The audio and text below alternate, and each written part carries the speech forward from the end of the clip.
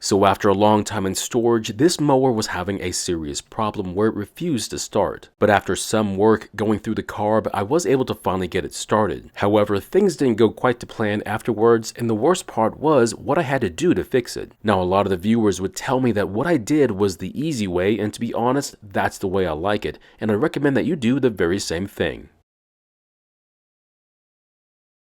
In today's video, we're going to be looking at this lawnmower, and the problem is that it starts and runs, but when it's hot, it has a very tough time starting again. Now, before you start tearing into your lawnmower, it's best that you take a look around it and see if there might be a simple explanation first. Otherwise, you might have done a lot of work only to find out that you were low on oil or your air filter is packed with 10 years worth of grass and dirt. Now, I'm going to try and repair this lawnmower, but yours might be different, so this might not work on yours. So if things are not working out for you, like in the video, please ask about it. I'll be glad to answer your questions. Now, the engine oil looks to be in decent shape. However, I do plan on changing it later on once we get the engine good and hot. Now, as for the engine oil, it is low, but it's enough for us to do our testing, and we'll get it full when we add our oil during the change. Next, I want to show you what it's doing. Now, I do need to get the engine hot, but I'm not going to show you it running for the full 10 minutes. Instead, I'll just shorten the rundown for you, and then once we shut it off, we'll then try and start it again.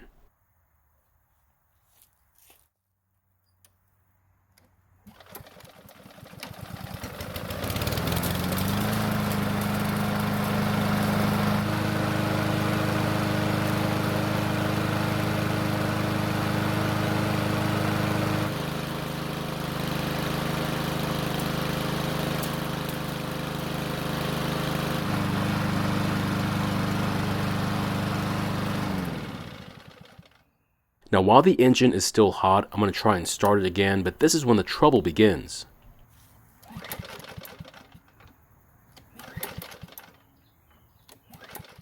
So as you just saw, it started fine and ran decently, but once it stopped, getting it going again is kind of out of the question. Now, to see if the problem is fuel related, I'm going to try adding some fuel to the carb. So if the engine starts, it means we have a carb issue, but if it doesn't, we'll have to look somewhere else then.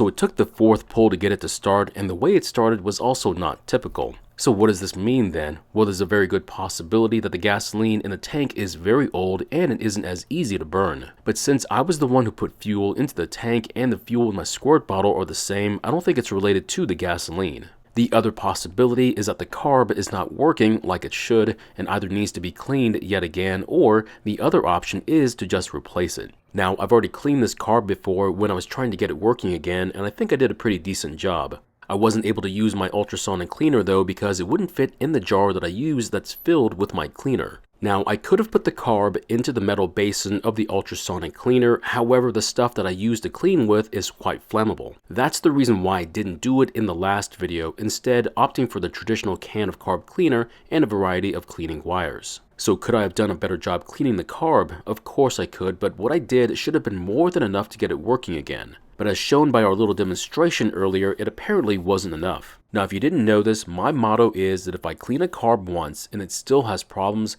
I'll typically just order a new aftermarket replacement instead. Now, doing it this way saves me from having to deal with the headache of multiple failed attempts and keeps me sane as well. Now, if you didn't know it, what I just took out and cleaned with carb cleaner was the fuel filter. It didn't look all that bad, but to be honest, I should have done this the first time, but better late than never.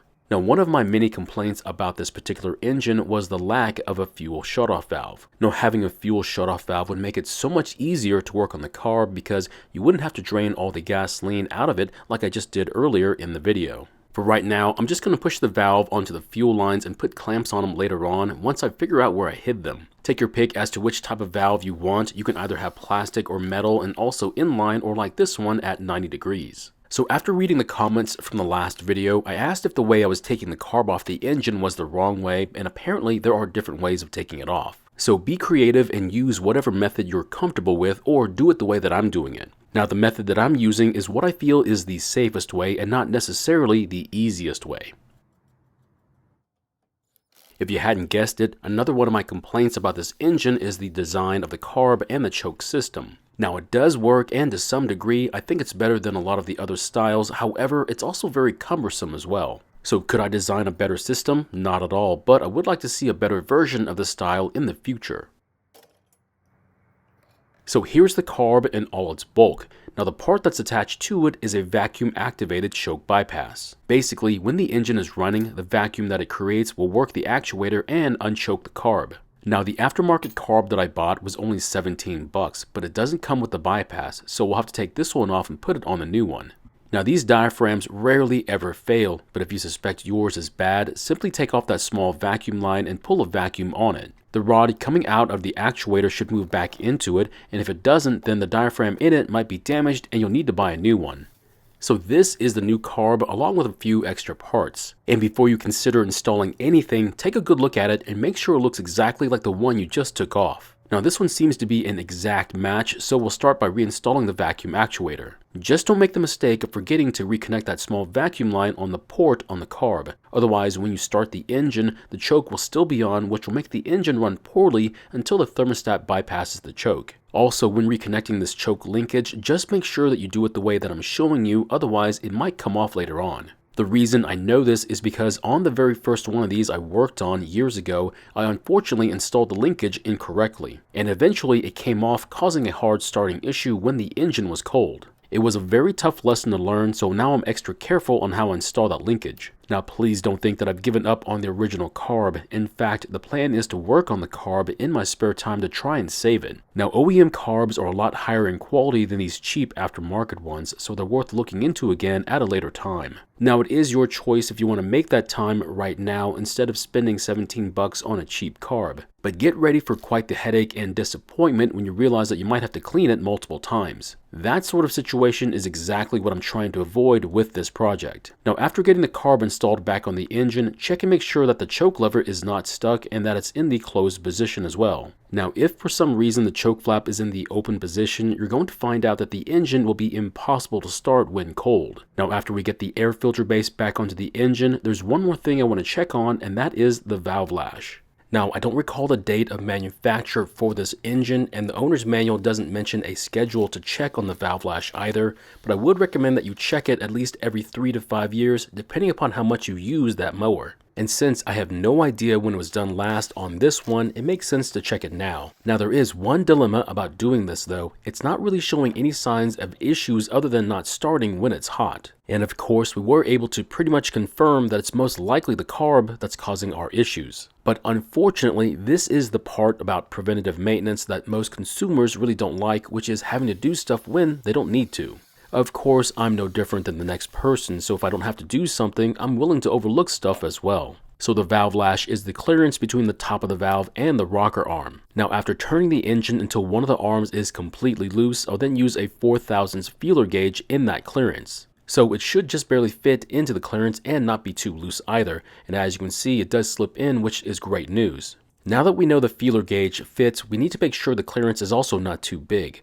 Now the max clearance is supposed to be 6/1000 of an inch, so I'll just use that size feeler gauge and see how it fits in the clearance. But as you can see, it doesn't fit, which you might think is a bad thing. However, in this case, it's fine because it just means the clearance is not more than it's supposed to be. Now after that bit of good news, we'll then rotate the engine so the other rocker arm is the loose one, and we'll do the same process there. And luckily this one looks to be the same as the other arm, which means the valve lash is exactly where it's supposed to be.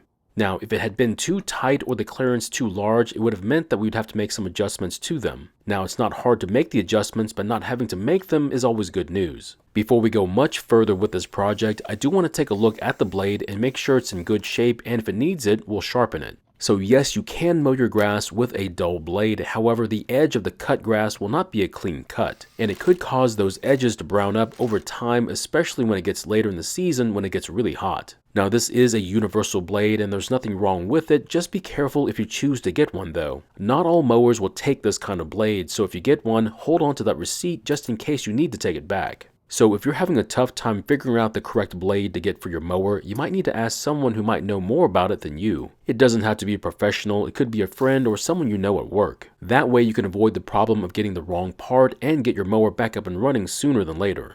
Also, make sure you check your oil level a couple of times when you're filling it, otherwise you could damage the engine. This one is showing me that it is full, so it's time to start it and see if we fixed our problem.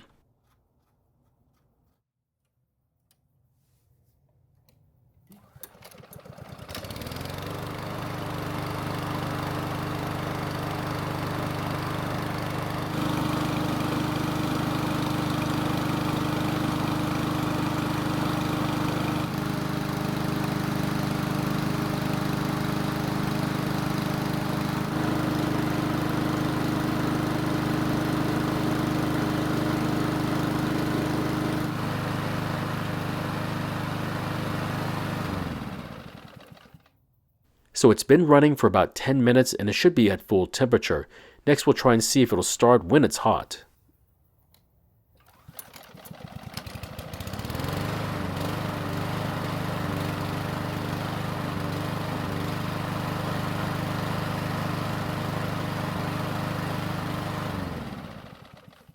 So fortunately for us, it did restart, and even though it wasn't the most graceful restart I've ever heard, at least it started. Now I will look into it a little bit further on, but it's not a big deal, but making sure that it started was the most important part. Now as for this mower, I'm going to keep it for a bit and use it, making sure that it'll run and cut just fine before I sell it. I know that it might sound like I'm going a bit overboard with the project, but I like knowing that it was running just fine when I finally let it go. Of course, that's the choice I'm making, and you can do it however you want to, just so long as you're happy with it.